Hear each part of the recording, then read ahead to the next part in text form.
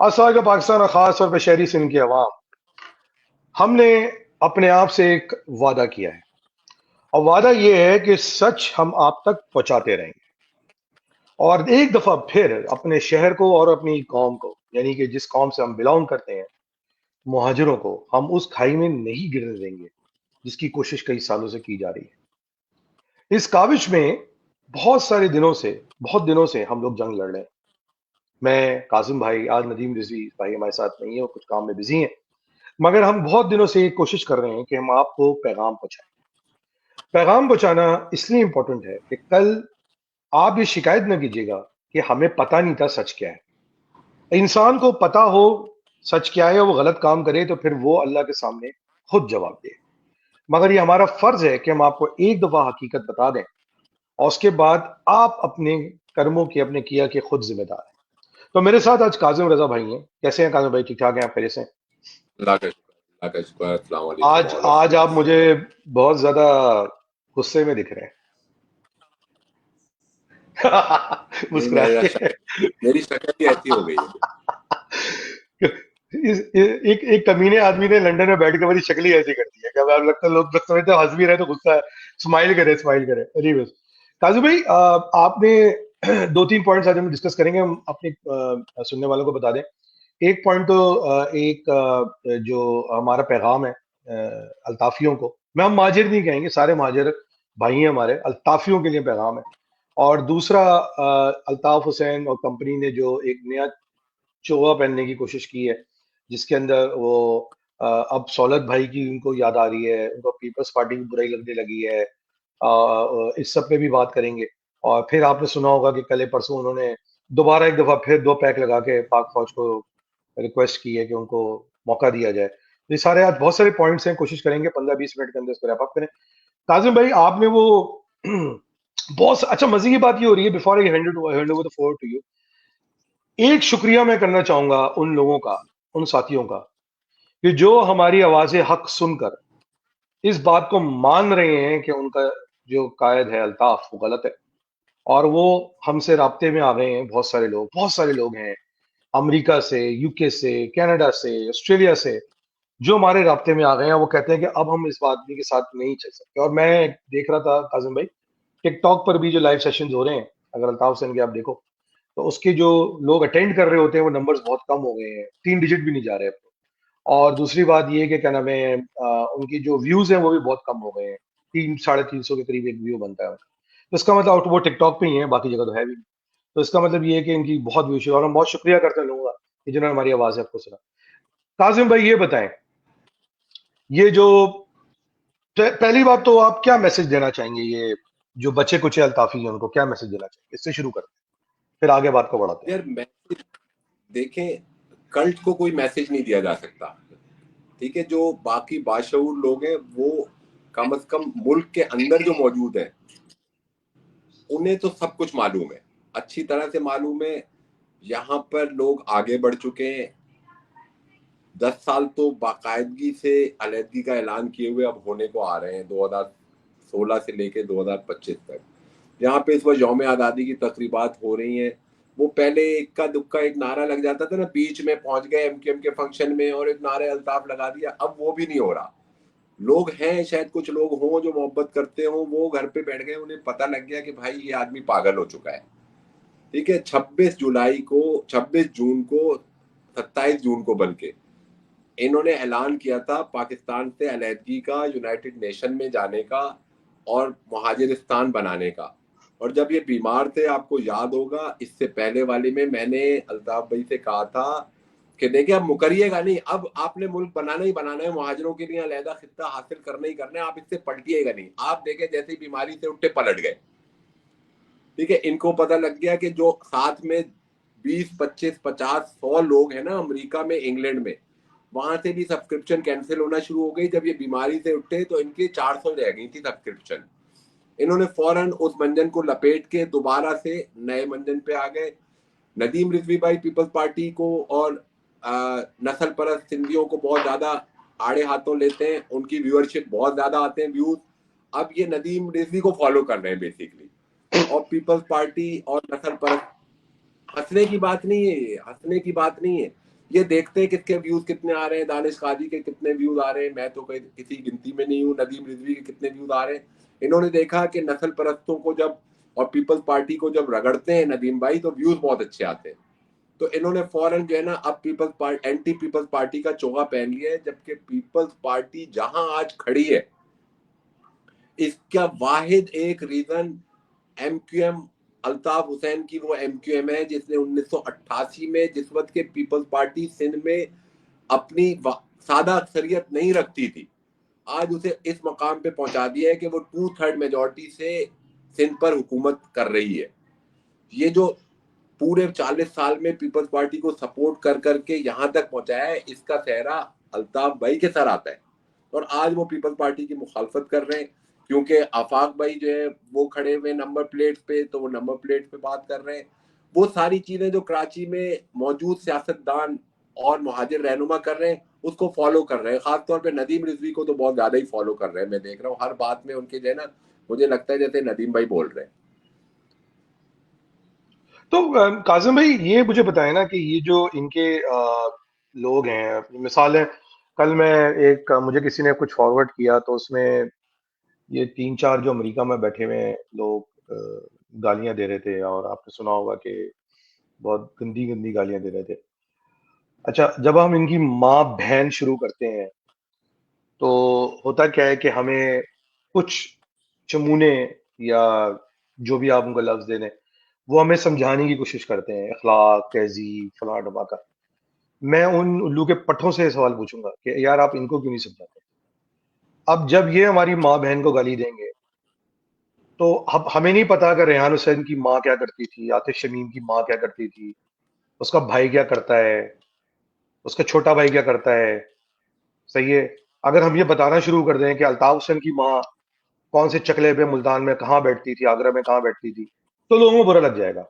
सही है।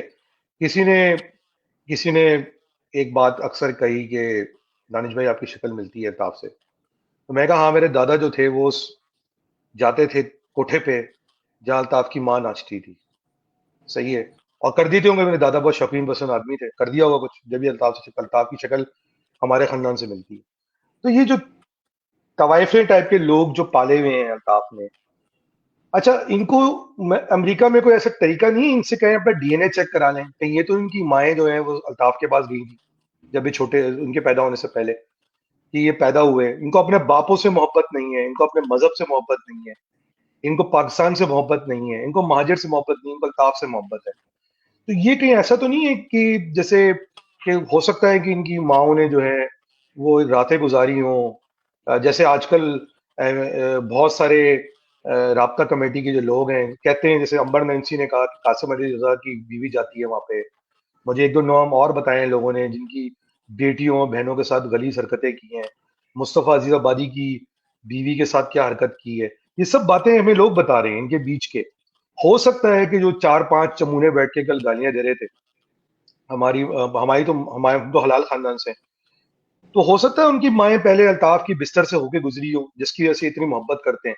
इनको अपने मुल्क से मोहब्बत नहीं है, अपने माँ बाप से मोहब्बत नहीं है, अपने खानदान से मोहब्बत नहीं है, इनको किसी से मोहब्बत नहीं है। आपको क्या लगता है कि इनको अल्ताफ से इतनी मोहब्बत कैसे, क्या दे रहा है अल्ताफ इनको रोज, इनको या इनकी औलादों को? या हो सकता है कि जो आज इनकी औलादें हैं वो भी अल्ताफ की दीवी पैदावार हो, ये भी तो पॉसिबल है ना। तो क्या आपको क्या लगता है कि ये गैरत लोग जो कहीं भी बैठे हुए हैं, अमेरिका में बैठे हैं, इंग्लैंड में बैठे हैं, या कनाडा में बैठे हैं, ऑस्ट्रेलिया में बैठे हैं, इनका जो डीएनए है वो चेक कराना चाहिए? कोई ऐसा सॉफ्टवेयर हमारे पास है, कोई किट है कि इनका डीएनए हम वहां तो चेक नहीं करवा सकते कि पाकिस्तान में चेक करवाएं इनका डीएनए? क्या लगता है आपको, ऐसा कोई तरीकाकार मौजूद है जो इनका डीएनए चेक कराया जा सकता है? देखिए इसके ऊपर जो आपने कहा वो आपकी बात अपनी जगह पे। कल मैं देख रहा था गाली तो वीडियो। आपको भी दी है यार, गाली तो आपको भी दी, आपको गुस्सा नहीं आ रहा? देखिए गाली का जवाब हमेशा गाली से देना जरूरी नहीं होता, इसलिए कि वो लोगों को समझ में नहीं आ रहा कि भाई ये जब भी बात करते हैं तो हर मुखालिफ इख्तिलाफ करने वाले के डायरेक्ट ये डीएनए पे जाते हैं। हम्म। ठीक है, इसकी माँ अपने वालिद के जिससे निकाह में थी ये उसके नुत्फे से पैदा नहीं हुआ यानी कि सिंपल, किसी को भी हर इख्तिलाफ करने वाले को ये हरामी कहते हैं हम्म। अल्ताफ भाई। उस हम्म। पे किसी को इतराज नहीं होता।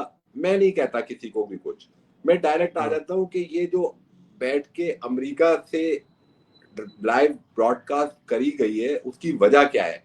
मैं आपको इसकी वजह समझाता हूँ वजह बताएं। कि ये अल्ताफ भाई की ये मोडस ऑपरेंडी है कि ये लोगों का पाकिस्तान से ताल्लुक, जो लोग रह गए बचे कुचे 50-100 लोग हैं इनके पास, अच्छा उन्हें पाकिस्तान आना जाना होता है, उनके पाकिस्तान में रिलेशनशिप है, जब उसके लिए वो जो है अपने लिए एक दरवाजा खुला रखना चाहते हैं, ये उनके वो दरवाजे बंद करना चाहते हैं ताकि ये अच्छा कहीं इधर उधर ना हो सके। ये नहीं, स्टेट एक मिनट, आप ये कह रहे हैं, एक मिनट, एक मिनट, लोगों मैं को एक मिनट, एक मिनट, आप ये कह रहे हैं कि ये जो लोग कल हमारी माँ बहनों को गालियां दे रहे थे, बेगैरत के बच्चे, ये पाकिस्तान के खिलाफ काम नहीं करना चाहते और अल्ताफ हुसैन को धकेल रहे हैं गलत काम करने के लिए, आप ये कह रहे नहीं, ये तो कल्ट है ना बेसिकली। आज अगर वो कहते हैं पाकिस्तान मुर्दाबाद तो ये उसके साथ खड़े हो जाते हैं, पाकिस्तान तोड़ दो उसके साथ खड़े हो जाते हैं। जब वो कहते हैं Pakistan chief of army staff को खिताब करते हैं, ये उसको रीट्वीट करना शुरू कर देते हैं।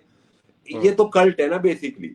लेकिन इनको इस्तेमाल करना असल में उनकी कोशिश ये है, इस वक्त उनकी कोशिश ये है क्योंकि हम लोगों ने अमेरिका में जो लोग पैसे जमा कर रहे हैं और यहाँ पे फोन करके राब्ते कर रहे हैं और यहाँ कुछ सरगर्मी करने की कोशिश कर रहे हैं, उनको हमने टारगेट किया। तो उन्हें उन सबको मिलाकर इन्होंने लाइव ब्रॉडकास्ट पे बिठाया ताकि हम उनके खिलाफ अमेरिका में कुछ करें जिससे इनको कोई इशू मिले।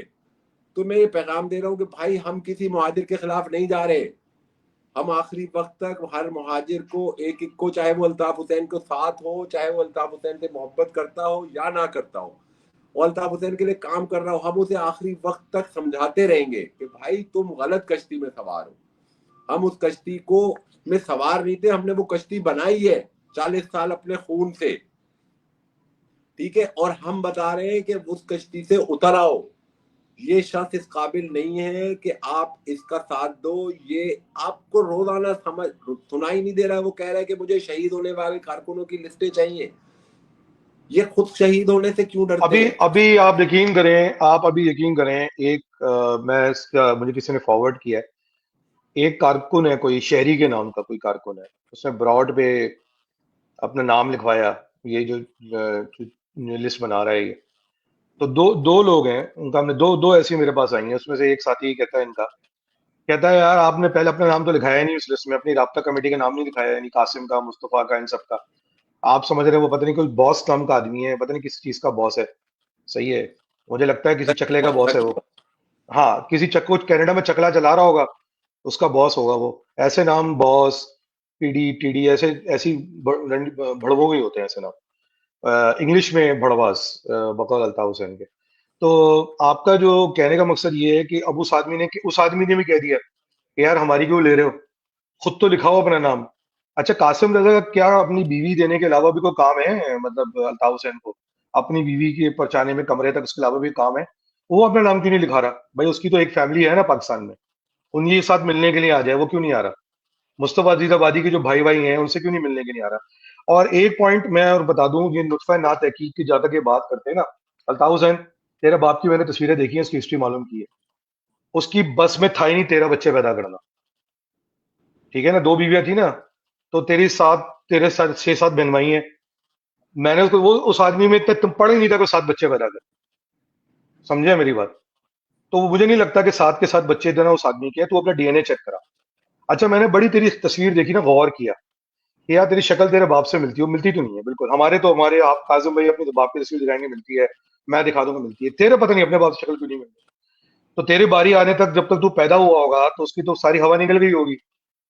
सही है, तो ये बताना तो किसकी औलाद है? ये 13 बच्चे पैदा कैसे कर लिए उस आदमी ने? उसकी हालत ही नहीं लगती 13 बच्चे पैदा करने वाली। सही है ना, तो वो मुश्तंडा इस होता है, वो बात पहलवान। को नहीं, रुक इस जाए एक बात मिनट, ये नुत्फा ना तहकीक का जो डेफिनेशन है आज मैं बताता हूँ।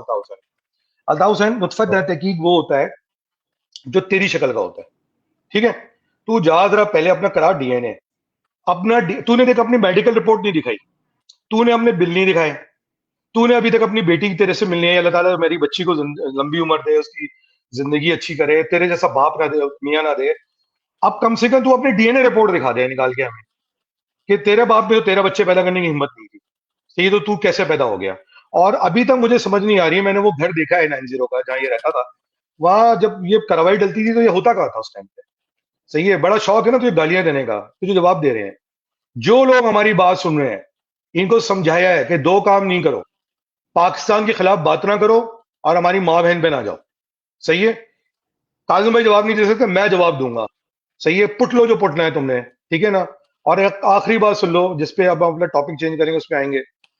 ये ना समझो कि तुम अमेरिका या कनाडा या इंग्लैंड में किधर उधर बैठे हुए हो, समझे ना।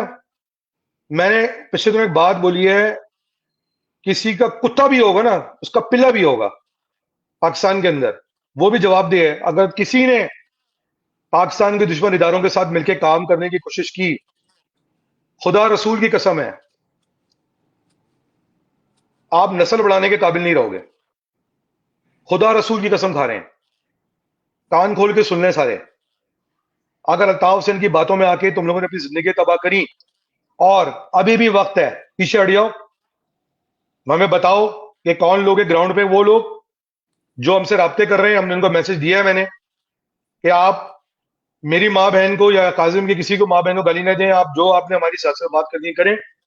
और अगर आपने किसी की मदद कर दी है, पैसे भेज दिए हैं, आतिफ शमीम, जो तुमने 50,000 पाउंड भेजे हैं ना, अगर उस पैसे का 1 पाउंड भी गलत काम में इस्तेमाल हुआ, तो उसका हिसाब तेरा खानदान देगा, जो भी पाकिस्तान आएगा।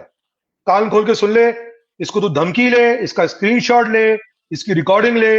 अगर तूने 1 रुपया 1 पाउंड पाकिस्तान का खिलाफ काम करने के लिए भेजा, रेहान हुसैन इबादत, वफा फाउंडेशन, $1 1 पाउंड अगर उसका पाकिस्तान की रियासत के खिलाफ इस्तेमाल हुआ, तो फिर यह मत कहना कि रियासत जालिम है।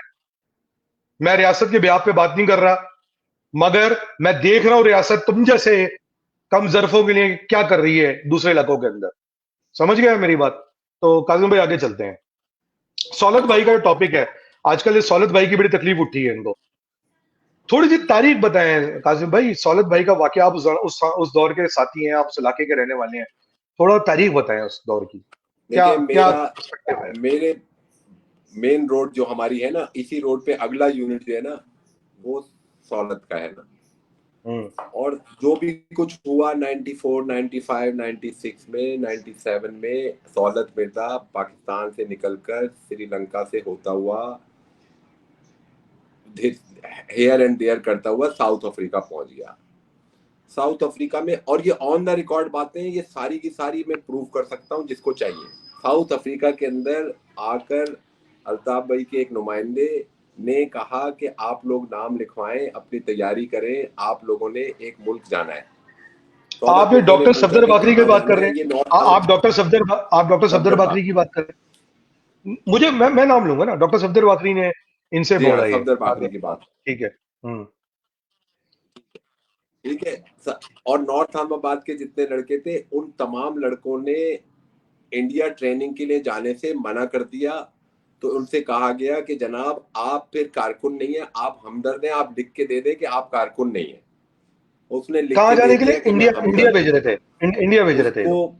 तंजीम से निकालने का, इंडिया जाने के लिए, इंडिया ट्रेनिंग के लिए भेज रहे थे। उसने इंडिया ट्रेनिंग के लिए भेज रहे थे, उसने मना कर दिया कि मैं इंडिया नहीं जाऊंगा भाई, मैं पाकिस्तानी किसने? हूँ, मैं सौलत पाकिस्तान सौलत के भाई ने मना साथ हूँ। कर दिया?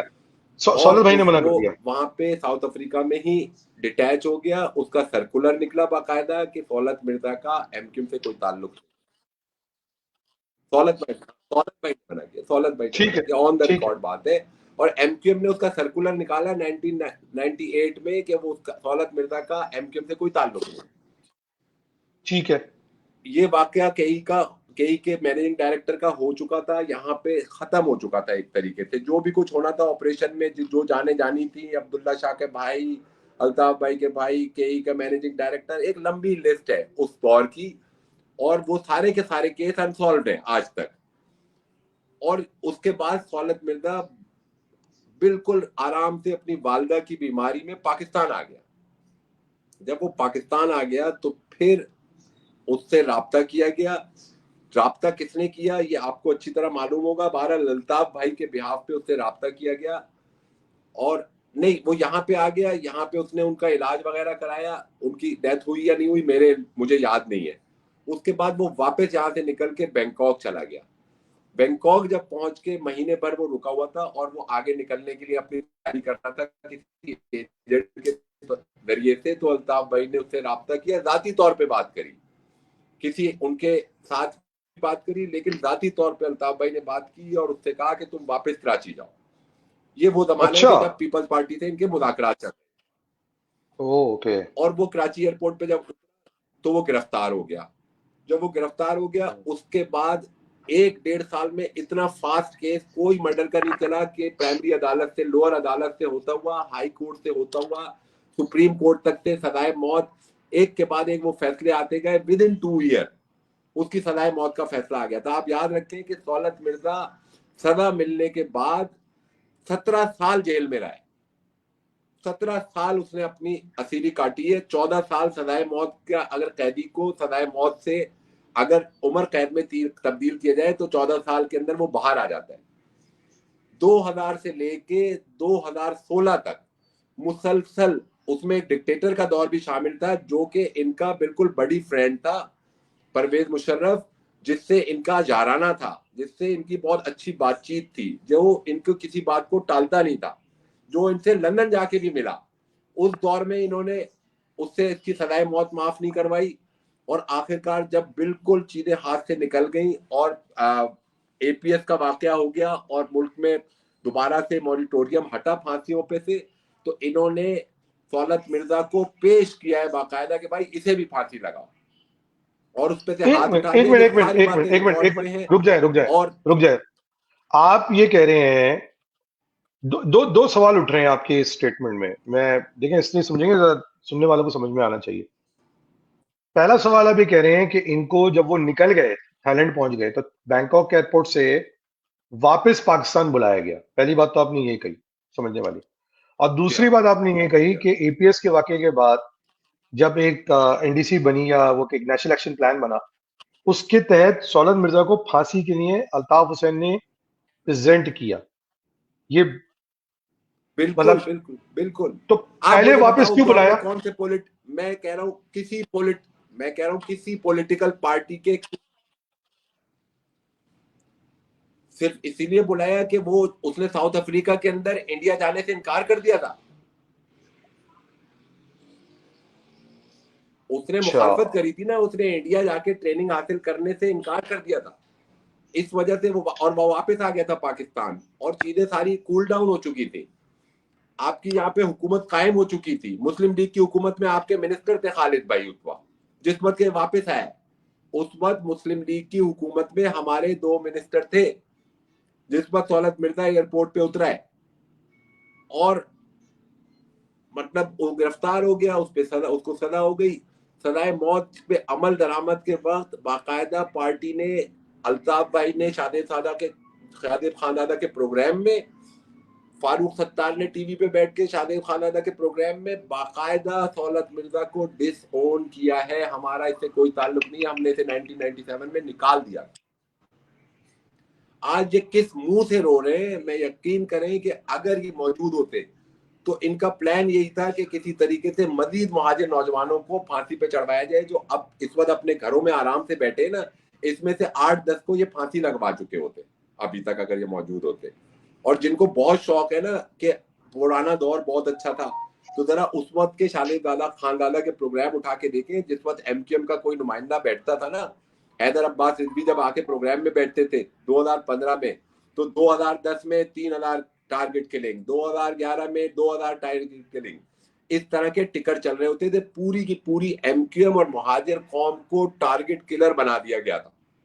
आज हमने अपने ऊपर से वो धब्बा हटाया है, तो उसकी वाहिद वजह अल्ताफ हुसैन से अलहदगी है, और कोई वजह नहीं है। सिर्फ अल्ताफ हुसैन वो सारी की सारी चीजों को ओन करता था, और उसी के हटने से आज हमारे नौजवान घरों में सो रहे हैं। जिनको वो दौर वापस लाना है ना, एक दफा 2010 से लेके 2015 की तारीख पढ़ ले, और जो बच्चे 20 साल के हैं इस वक्त, वो उस वक्त यकीनन 10 साल के थे, या हो सकता है कि वो 5 साल के हो 2010 में।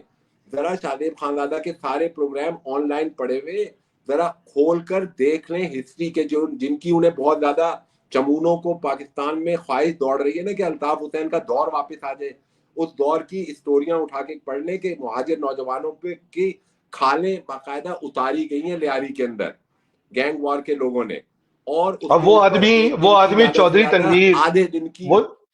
वो चौधरी तनवीर, वो बेगैरत आदमी अल्ताफ हुसैन उसके गले लग रहा है, जिसने पीपल अमन कमेटी को रिप्रेजेंट किया था लंदन में, जिन्होंने जिन्होंने महाजरों की खालें उतारी थी। ये उस चौधरी तनवीर की बात हो रही है जो आजकल पीटीआई के, ये वो सब अभी वो एक दौर के केस चला था क्योंकि उसमें खड़ा देखिए होता था। वक्त इतना तेजी से गुजर रहा है, इस वजह से इन चीजों को रिकॉर्ड पे लाना जरूरी है कि दौलत मिर्जा को अल्ताफ हुसैन ने डिसओन कर दिया था, वरना वो उसको फांसी नहीं लगती।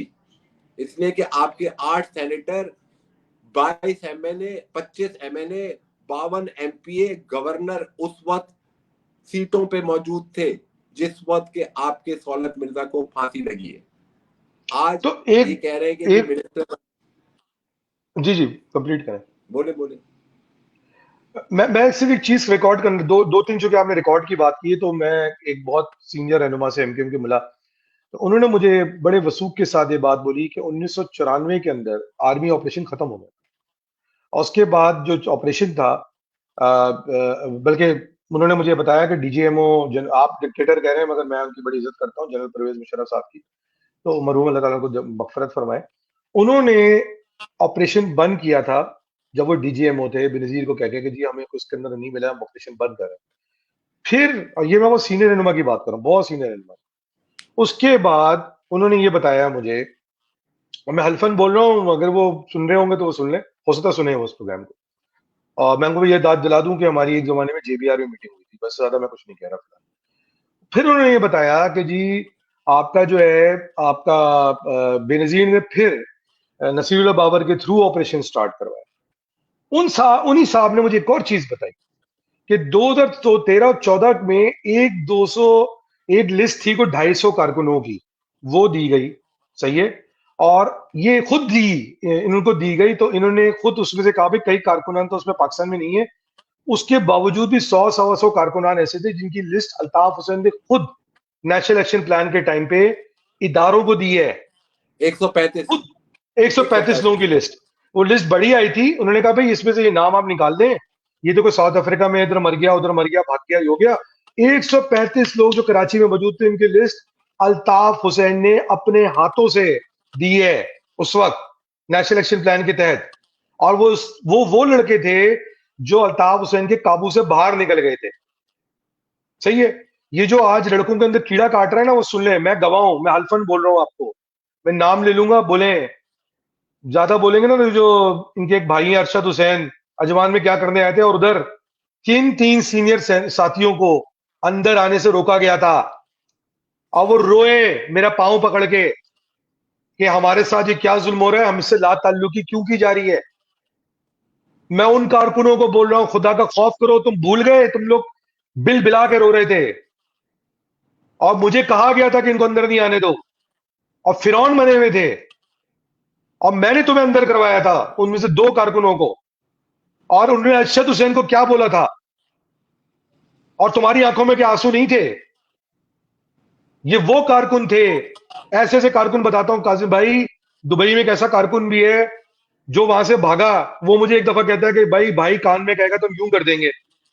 कोविड के दिनों में उसकी डेथ हुई है, कोविड के दिनों में अपनी औलाद को भी नहीं देखा, उसकी कबर की मट्टी को किसी ने कोशिश की ले जाने की पाकिस्तान, क्योंकि कोविड में अलग अलग कब्रिस्तान बने हुए थे, उन्होंने मट्टी तक नहीं अलाउ करी उसकी अच्छा जाने के वापस लिए। आते हैं कादी भाई, मैं जो ना 4 सवाल करता हूँ, सिर्फ 3 या 4 सवाल करता हूँ।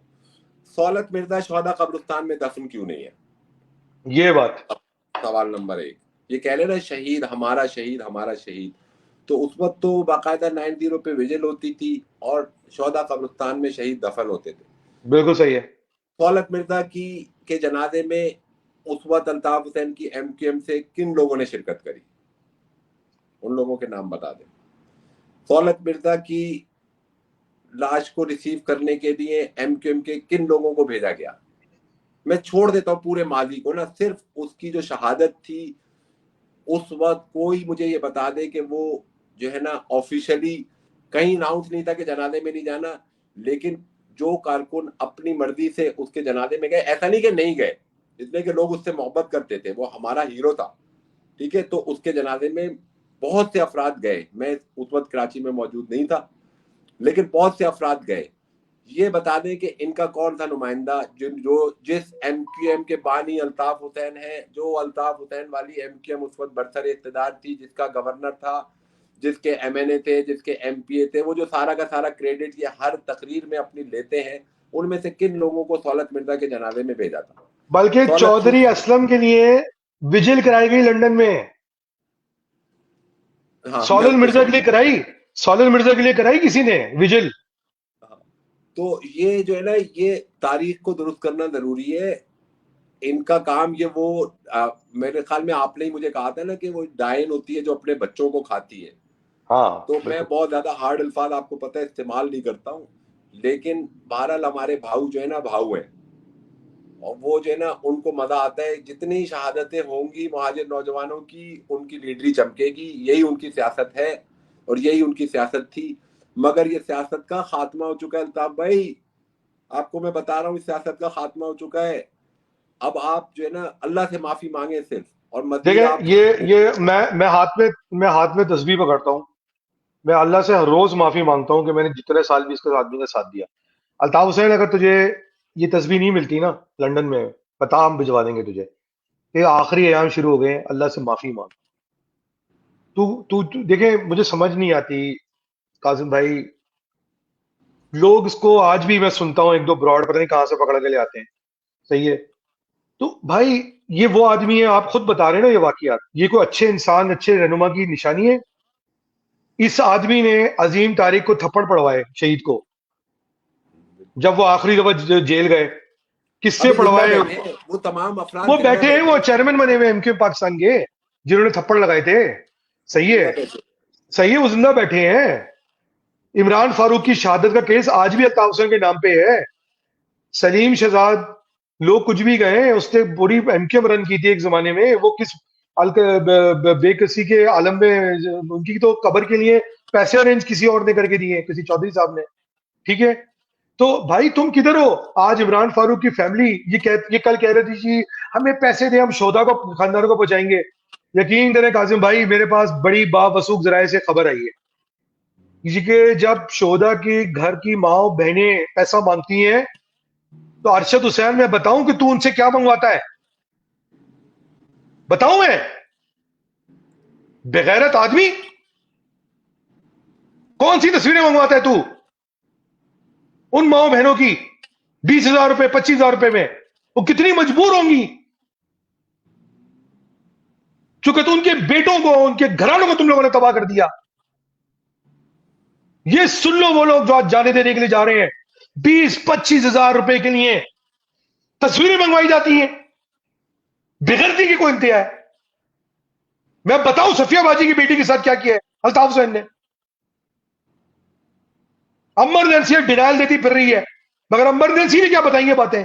और जो बाकी औरतें जो रहनुमाएं थी इनकी, गई हैं घर पे इनके, उन्होंने जो कहानियां सुनाई हैं मुझे, यार, तुम चाहते हो कि तुम्हारे मरने के बाद तुम्हारी माए बहनों की इज्जतें पामाल हो 20,000 रुपए के लिए? तुम चाहते हो कि उनके, तुम्हारे खानदान तबाह हो जाए, तुम्हारे बच्चे रुल जाए, पाकिस्तान तबाह हो जाए? उस रॉ के साथ मिलकर काम कर रहा है बेगैरत, कि जहां पर आज मुसलमानों के साथ क्या जुल्म किया जा रहा है हिंदुस्तान के अंदर, तुम उनके साथ खड़े हो रहे हो। किस नुत्फे के पैदा हुए हो?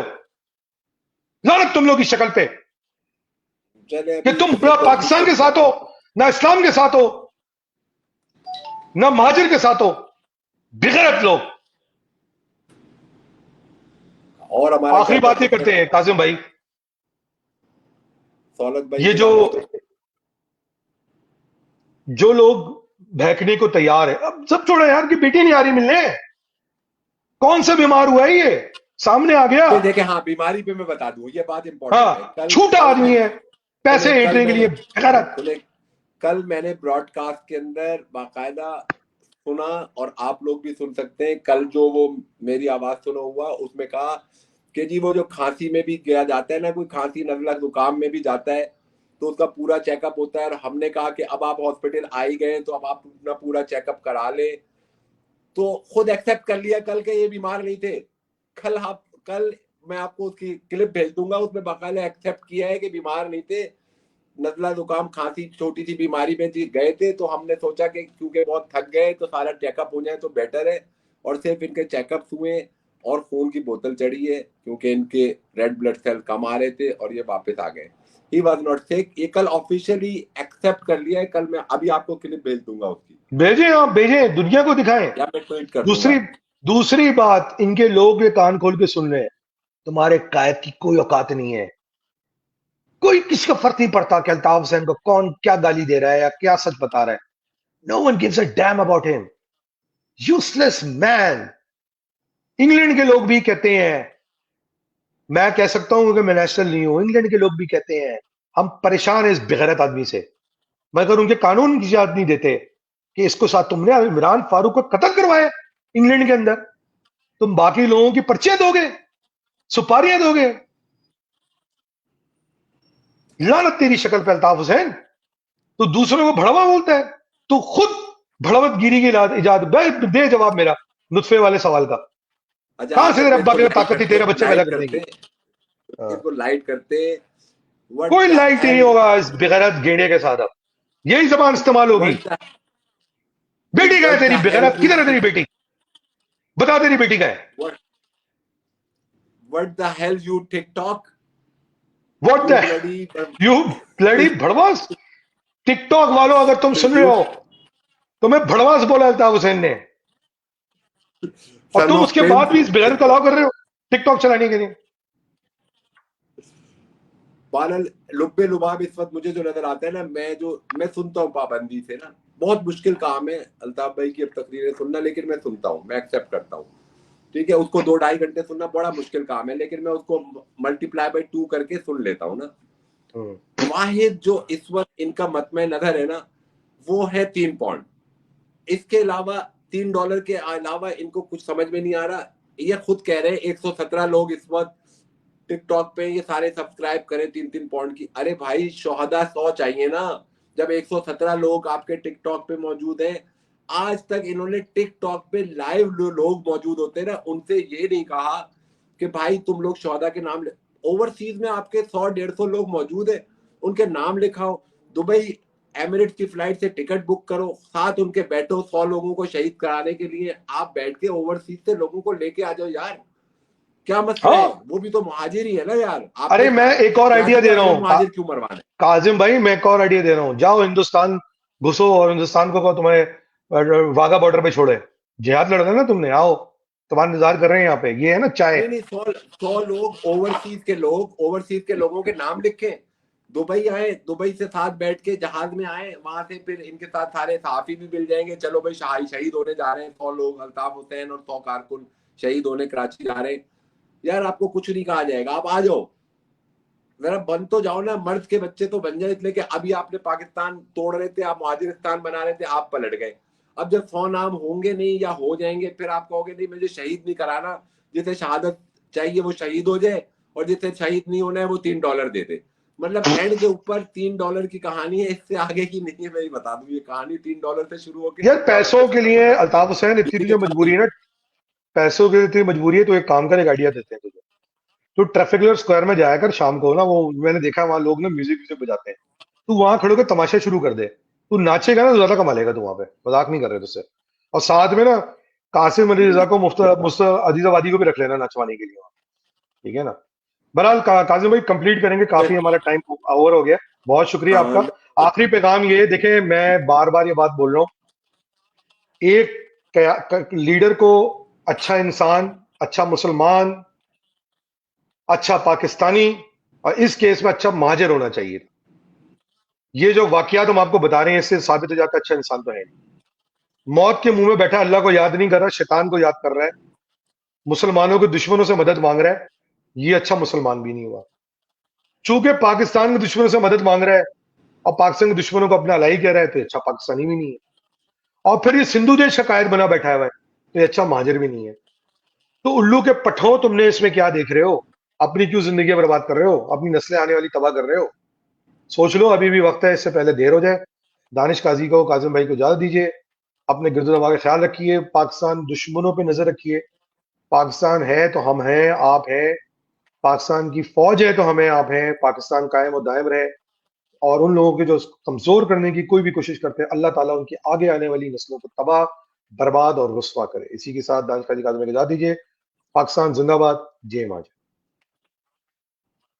अल्लाह हाफ़िज़। जय।